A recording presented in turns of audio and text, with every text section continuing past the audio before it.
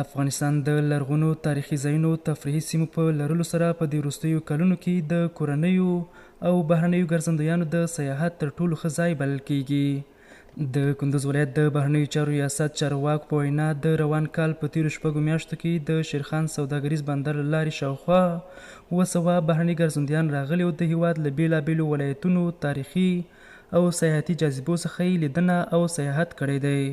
تقریبا په حدود د 200 نه زیات کم سیاحین د افغانستان د مختلفو برخو څخه تاریخي فرهنګي برخو څخه لیدنه کړې ده او لیدنه کوي او بعضی اتباع خارجیات به چې افغانستان ته راځي دلته د سرمایه‌ګذاري لپاره راځي. تازه له بیلابیلو بهرنیو هیوادونو دغه ولایت ته راغلي سیلانیان افغانستان د ډاډمن امنیت، لرغونو ځایونو او اثارو په درلودلو سره د سیاحت ښه ځای ګڼي او زیاتوي چې د خپل سیاحتي سفر په درشل کې به د کندوز، سمنګان، بلخ او بامیان ولایتونو له تاریخي سیمو او تفریحي جاذبو څخه لیدنه وکړي.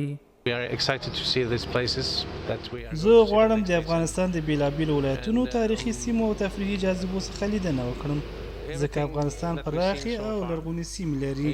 زه تمه لرم دغه سیاحت به زما د ژوند لویه لاسته راوړنه وي.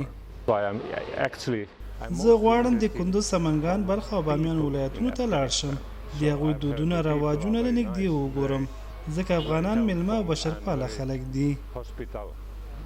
د کندوز ولایت د بهرنیو چارو ریاست د چارواکو د معلوماتو له مخې تیر کال هم له زرو زیات بهرني ګرځندویان د شیرخان سوداګریز بندر له لارې افغانستان ته راغلي وو.